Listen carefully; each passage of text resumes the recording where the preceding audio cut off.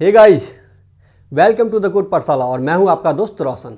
तो आज हम STL का जो नेक्स्ट टॉपिक है उस पर डिस्कस करेंगे। STL में अभी तक हम वेक्टर, लिस्ट और DQ पढ़ चुके हैं। अगर आपने वो वीडियो नहीं देखा है तो मैं डिस्क्रिप्शन में वो लिंक डाल दूंगा, आप उस वीडियो को जाकर के देख सकते हैं और पहले आप वेक्टर, लिस्ट और DQ पढ़ लें। अगर हम बात करें कि आज का जो टॉपिक है वो पिछले टॉपिक से रिलेटेड नहीं है, अगर आप वो पढ़ के आएंगे तब भी ये समझ में आएगा, अगर नहीं आएंगे तब भी ये समझ में आएगा। सबसे बेसिक वन लाइनर अगर हम आपको बताएं कि STL जरूरी क्यों है, तो अगर आप C++ में कॉम्पिटिटिव कोडिंग करने जा रहे हो तो आप कंप्लीट कोड जो C++ में लिखोगे वो काफी लंबा होगा अगर आप STL को यूज नहीं करते हो तो। जैसे मान लो कि आपको लिंक लिस्ट का कोई प्रोग्राम लिखना है, अगर आप STL को यूज कर रहे हो तो आप वन लाइन में लिस्ट को इनिशियलाइज करके आप उसमें आइटरेशन कर सकते हो और उसके फंक्शंस को यूज कर सकते हो। बट अगर आप लिस्ट को यूज नहीं कर रहे हो यानी STL को यूज नहीं कर रहे हो तो आपको कंप्लीट लिंक लिस्ट लिखना पड़ेगा। तो आज जिस टॉपिक के बारे में हम पढ़ने वाले हैं वो है फॉरवर्डेड लिस्ट। ये टॉपिक शुरू करने से पहले हम आपसे एक निवेदन करते हैं कि अगर आपने चैनल को अभी तक सब्सक्राइब नहीं किया तो प्लीज पहले चैनल को सब्सक्राइब कर ले। अगर वीडियो आपको अच्छा लगता है तो प्लीज वीडियो को लाइक एंड शेयर जरूर करें। तो चलिए शुरू करते हैं। तो आज हम डिस्कस करेंगे फॉरवर्डेड लिस्ट के बारे में जो STL में यूज होता है और इसके बारे में हम बहुत ही डिटेल में अंडरस्टैंडिंग करेंगे और वो भी बहुत ही सिंपल भाषा में। तो फॉरवर्डेड लिस्ट जो इंप्लीमेंट करता है वो सिंगल लिंक लिस्ट को इंप्लीमेंट करता है। बहुत ही एलिमेंटर में जो सिंगल लिंक लिस्ट होता है उसी सिंगली लिंक लिस्ट को हम फॉरवर्डेड लिस्ट कहते हैं। इसमें क्या होता है कि आपको जो एड्रेस है वो नेक्स्ट नोड का एड्रेस प्रीवियस नोड के पास होता है, बट प्रीवियस नोड का एड्रेस नेक्स्ट नोड के पास नहीं होता। यानी मान लो कि दो नोड आपके पास है, A के पास B का एड्रेस होगा बट B के पास A का एड्रेस नहीं होगा। जबकि इससे पहले हम वेक्टर और लिस्ट पढ़ चुके हैं। वेक्टर में डायनेमिक एरे का इंप्लीमेंटेशन हुआ है और वहीं लिस्ट में डबली लिंक लिस्ट को इंप्लीमेंट किया गया है, बट जो फॉरवर्डेड लिस्ट है उसमें सिंगली लिंक लिस्ट को इंप्लीमेंट किया गया है। फॉरवर्डेड लिस्ट में जो इंसर्शन या डिलीशन होता है वो कांस्टेंट टाइम में होता है, यानी O1 इसका जो है सो टाइम कॉम्प्लेक्सिटी होगा। अब पॉइंट आता है कि फॉरवर्डेड लिस्ट का इंप्लीमेंटेशन कब आप करोगे, यानी यूज कब करोगे और लिस्ट का यूज कब करोगे। तो जब आपको सिर्फ फॉरवर्ड डायरेक्शन में कुछ भी आइटरेशन या कोई भी फंक्शन यूज करना हो तो उस केस में आप फॉरवर्डेड लिस्ट को यूज करोगे। बट जहां पर आपको ये लगता है कि नहीं, आपको मल्टी डायमेंशनल में यानी आगे से भी आइटरेट करना है, पीछे से भी आइटरेट करना है, यानी इंसर्शन और डिलीशन दोनों साइड से आपको करना है, उस केस में आप लिस्ट को यूज करोगे। अब हम बात करते हैं जो फॉरवर्डेड लिस्ट में ऑपरेशंस आप कर सकते हो। ये सारे के सारे ऑपरेशंस सेम है जो आप लिस्ट में और वेक्टर में पढ़ चुके हो। जैसे कि बिफोर बिगिन, बिफोर बिगिन क्या करता है, ये आइटरेटर रिटर्न करता है बिफोर बिगिन का, या फिर आप बिगिन देख लो या एंड देख लो। ये क्या करता है, बिगिन क्या करता है कि जो बिगिनिंग का आइटरेटर है वो रिटर्न करेगा, एंड क्या करेगा, जो लास्ट का आइटरेटर है वो रिटर्न करेगा। वहीं पर सी बिगिन, सी एंड, ये सेम फंक्शन है जो आप इससे पहले पढ़ चुके हो। अगर कैपेसिटी में बात करोगे तो कैपेसिटी में दो फंक्शंस यूज होते हैं, एम्प्टी और मैक्स साइज। एम्प्टी क्या करता है कि ये चेक करेगा कि आपका जो लिस्ट है वो एम्प्टी है या नहीं है, और वहीं मैक्स साइज क्या करेगा, ये मैक्सिमम साइज आपको रिटर्न करेगा जितना डेटा आप उसमें डाल सकते हो। इस सारे फंक्शंस को जो हमने सेग्रीगेट किया है वो इसके एक्चुअल इंप्लीमेंटेशन किस किस टाइप के होंगे वैसे किया है। जैसे अगर कैपेसिटी में देखो आप एम्प्टी और मैक्स साइज है, वहीं अगर आप एक्सेसिबिलिटी की बात करेंगे यानी एलिमेंट को आपको एक्सेस कैसे करना है तो सिर्फ एक डायरेक्शन में एक्सेस होता है इसका, तो इसीलिए यहाँ पर फ्रंट यूज होता है। अगर आप सिंगली लिंक लिस्ट को देखो तो यहाँ पर मान लो कि एक पार्ट होता है डेटा का और एक पार्ट होता है एड्रेस का जो नेक्स्ट नोड के एड्रेस को रखता है, और जो लास्ट नोड होता है उसका जो नेक्स्ट पार्ट होता है वो नल होता है। यानी यहाँ पर जब आपको एलिमेंट को एक्सेस करना है तो सिर्फ आप फ्रंट से कर सकते हो इसको, क्योंकि इसके पीछे कौन सा नोड है ये नहीं पता, यानी हमेशा इस नोड के फ्रंट वाले को आप एक्सेस करोगे। अगर मॉडिफायर्स में देखो तो यहाँ पर असाइन है या इम्प्लेस फ्रंट है, पुश फ्रंट है,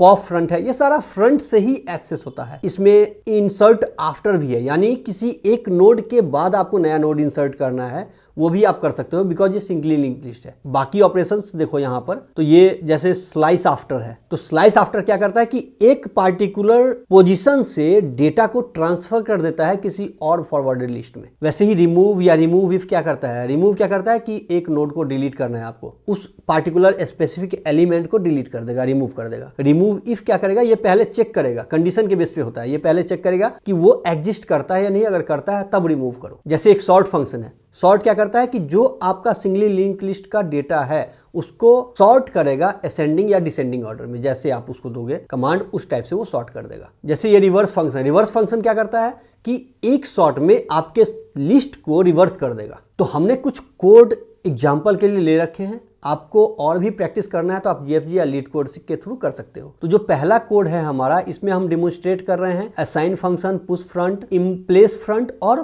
पॉप फ्रंट को। यहां पर हमने क्या किया कि एक लिस्ट ले लिया फॉरवर्डेड लिस्ट 1 और दूसरा ले लिया फॉरवर्डेड लिस्ट 2। नेक्स्ट लाइन जो हमारा है उसमें हम क्या कर रहे हैं कि उसमें असाइन कर रहे हैं फॉरवर्डेड लिस्ट 1 में, यानी जो हमारा फर्स्ट लिस्ट बना वो इस टाइप से बनेगा 1 2 3, ये हो गया लिस्ट 1। अब यहां पर हम क्या कर रहे हैं, सेकेंड लिस्ट ले रहे हैं जिसमें साइज है हमारा 5 और लिस्ट में जो डेटा है वो है 10। तो ये जो लिस्ट बनेगा वो इस टाइप का बनेगा, 5 साइज हो गया और डेटा जो है इसमें सारे का सारा डेटा 10 होगा। अब जो नेक्स्ट लाइन है यहां पर हम प्रिंट कर रहे हैं ए को और यहां पर प्रिंट कर रहे हैं हम बी को। ए और बी क्या है, तो ए में हमारा फॉरवर्डेड लिस्ट 1 है और बी में हमारा फॉरवर्डेड लिस्ट 2 है, यानी ये दोनों लिस्ट को प्रिंट कर देगा। पहला लिस्ट ये प्रिंट करेगा, दूसरा ये प्रिंट करेगा। उसके बाद हम क्या कर रहे हैं कि फॉरवर्डेड लिस्ट 1 में पुश फ्रंट कर रहे हैं 4, इसमें एक नया एलिमेंट पुश फ्रंट कर रहे हैं हम और इसमें डेटा आएगा 4, यानी ये जो लिस्ट बनेगा वो बनेगा 4 1 2 3। अब इसी लिस्ट को हम यहाँ पर डिस्प्ले कर रहे हैं, तो अगर डिस्प्ले कर रहे हैं तो फिर यही डेटा आपको रिटर्न करेगा 4 1 2 3। अब जो नेक्स्ट लाइन में हम कोड लिख रहे हैं इसमें इम्प्लेस फ्रंट कर रहे हैं। इम्प्लेस फ्रंट भी वही करता है, ये आपको बिगिनिंग में जाकर के एलिमेंट को ऐड कर देगा, 5 को ये ऐड कर देगा जो भी फॉरवर्डेड लिस्ट है उसके, और जो आपका फाइनल लिस्ट प्रिंट करेगा वो करेगा 5 4 1 2 और 3। अब यहाँ पर हम फॉरवर्डेड लिस्ट 1 से पॉप फ्रंट कर रहे हैं, यानी जो 5 है उसको ये डिलीट कर देगा। और नेक्स्ट जो प्रिंट आप करवा रहे हो फॉरवर्ड लिस्ट 1 को, तो इसमें डेटा आ जाएगा 4 1 2 3 कि जो पहला आउटपुट हमारा आया था वो आया था 1 2 3 और दूसरा आउटपुट आया था 10 10 10 10 10। अब जो तीसरा आउटपुट है आपका उसमें आप क्या कर रहे हो कि इंसर्ट कर रहे हो, तो 4 1 2 3 है, यहाँ पर 4 1 2 3 आ जाएगा। उसके बाद इम्प्लेस फ्रंट कर रहे हो आप, उसमें 5 4 1 2 3 आ गया। अब उसके बाद आप पॉप फ्रंट कर रहे हो, पॉप फ्रंट के बाद आपका 5 हट गया, डिलीट हो गया ये, तो यहाँ पर आ गया 4 1 2 3।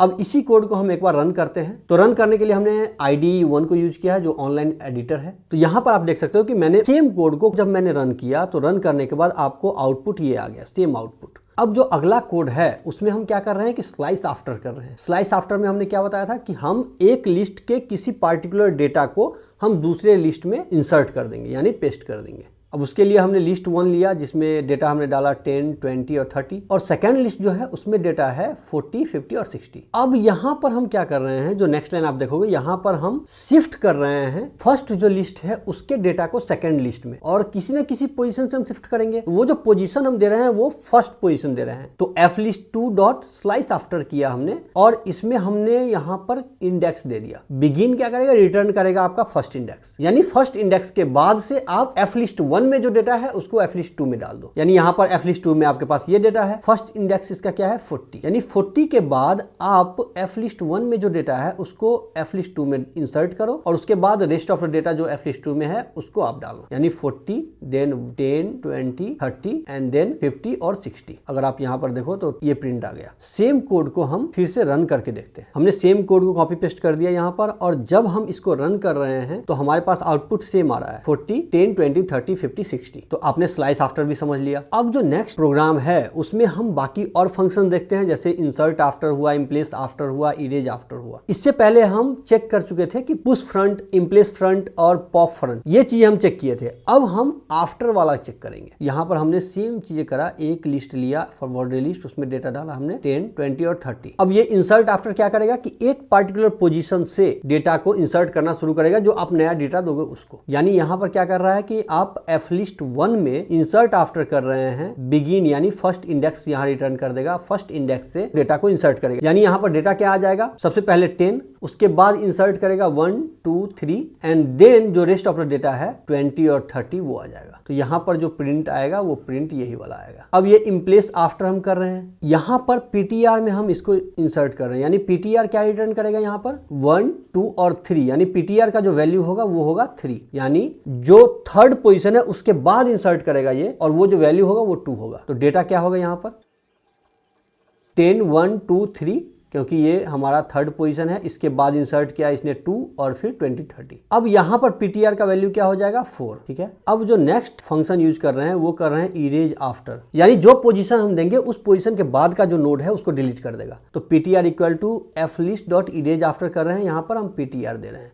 पीटीआर में है 4, यानी फोर्थ एलिमेंट के बाद जो डेटा है उसको ये इरेज कर देगा। तो यहाँ पर जो नया डेटा आएगा वो क्या आएगा 10, 1, 2, 3, 2 और 30, क्योंकि 20 यहाँ से हटा दिया गया, इरेज कर दिया गया। तो यहाँ पर आप आउटपुट देख सकते हो कि जो पहला आउटपुट है, दूसरा आउटपुट है और तीसरा आउटपुट है, सेम आउटपुट है जो मैंने आपको बताया। इसी कोड को आप रन करके भी देख सकते हो। तो यहाँ पर सेम कोड को हमने कॉपी पेस्ट कर दिया है। अब जो पहला फंक्शन हमने यूज किया था वो था इंसर्ट आफ्टर, जो सेकंड फंक्शन यूज किया है वो है इम्प्लेस आफ्टर, और थर्ड फंक्शन जो हमने यूज किया है वो है इरेज आफ्टर। और जो आउटपुट आया है वो सेम आया है, यानी इंसर्ट किया ये पहले एलिमेंट के बाद 1, 2, 3 को, उसके बाद ये फिर से एक 2 को इम्प्लेस किया थर्ड पोजीशन के बाद, यानी 3 के बाद 2 को ऐड कर दिया। अब उसके बाद इसने इरेज कर दिया जो पॉइंटर का वैल्यू है, यानी 2 के बाद जो डेटा है उसको ये इरेज कर दिया। अब एक लास्ट कोड हमारा बचा हुआ है, इसमें हम क्या कर रहे हैं, यहाँ पर रिमूव और रिमूव इफ फंक्शन को यूज कर रहे हैं, और ये फंक्शन काफ़ी वाइडली यूज होता है। इसके लिए हमने क्या किया, यहाँ पर एक लिस्ट ले लिया, और वो लिस्ट क्या है 10, 20, 30, 25, 40, 40, और यहाँ पर हम रिमूव कर रहे हैं 40 को, यानी 40 का जितना भी अकरेंस होगा उस सारे अकरेंस को ये रिमूव कर देगा। तो फिर जो नया लिस्ट हमारे पास आएगा वो क्या आएगा 10, 20, 30 और 25। एंड जो नेक्स्ट फंक्शन है हमारा वो है रिमूव इफ, यानी मान लो कि आपको वो डेटा रिमूव करना है जो 20 से ज्यादा है या फिर 30 से ज्यादा है, वो डेटा अगर आपको रिमूव करना है, तो जो इस एग्जांपल में हम यूज कर रहे हैं वो कर रहे हैं कि जो डेटा हमारा 20 से ज्यादा है उस डेटा को रिमूव कर दो फॉरवर्ड लिस्ट से। यानी इस केस में क्या होगा कि 25 और 30 ये दोनों रिमूव हो जाएगा। तो जो आपका आउटपुट आएगा वो आएगा यहाँ पर, जो नया लिस्ट बनेगा वो बनेगा 10 और 20। तो अगर आप आउटपुट देखो तो पहला जो आउटपुट आएगा वो आएगा 10, 20, 30 और 25, क्योंकि 40 और 40 जो दो अकरेंस है 40 का वो रिमूव हो चुका है। अब जो नेक्स्ट आउटपुट आया है वो आया है 10 और 20, बिकॉज जो 25 और 30 है वो रिमूव हो चुका है क्योंकि वो 20 से ज्यादा है। हमने वो कंडीशन दे रखा था रिमूव इफ के अंदर। तो सेम कोड को हमने यहाँ पर कॉपी पेस्ट कर लिया, ये आपका लिस्ट बन गया, और यहाँ पर हमने सबसे पहले रिमूव किया 40 को। तो ये 40 का जो टोटल अकरेंस है उसको रिमूव कर देगा। तो यानी यहाँ पर जो डेटा आपका मिल जाएगा वो मिल जाएगा ये 10, 20, 30 और 25। तो यहाँ पर हम क्या कर रहे हैं कि चेक कर रहे हैं, ये रिटर्न है, और यहाँ पर हम चेक कर रहे हैं कि x ग्रेटर देन 20 जो वैल्यू है उसको रिटर्न कर दो, क्योंकि रिटर्न इंटीजर हो रहा है। तो यहाँ से जो रिटर्न करेगा ये फंक्शन वो क्या करेगा 25 और 30 को रिटर्न कर देगा, यानी 25 और 30 को इस लिस्ट से डिलीट कर दिया जाएगा। तो वो जो आउटपुट आएगा आपके पास वो ये आउटपुट आएगा कि पहला आउटपुट आपका आ गया 40 रिमूव करने के बाद, और दूसरा आउटपुट आ गया 25 और 30 को रिमूव करने के बाद। तो ये था फॉरवर्डेड लिस्ट। आई होप कि आपको फॉरवर्डेड लिस्ट समझ में आ गया होगा। तो इसका जो यूज है जब आप कॉम्पिटिटिव कोडिंग करने जाओगे उस समय काफी वाइडली यूज होता है फॉरवर्डेड लिस्ट। अगर आपको उसके बाद भी कोई कंफ्यूजन है तो प्लीज कमेंट बॉक्स में जरूर कमेंट करें, आपको वो रिप्लाई हम जरूर करेंगे। अगर आपको ये वीडियो अच्छा लगा तो प्लीज वीडियो को लाइक एंड शेयर जरूर करें, और अगर आपने चैनल को अभी तक सब्सक्राइब नहीं किया है, बिना सब्सक्राइब किए हुए अगर आप ये वीडियो देख रहे हो तो प्लीज प्लीज प्लीज चैनल को सब्सक्राइब कर दें। अभी के लिए हम विदा लेते हैं, धन्यवाद।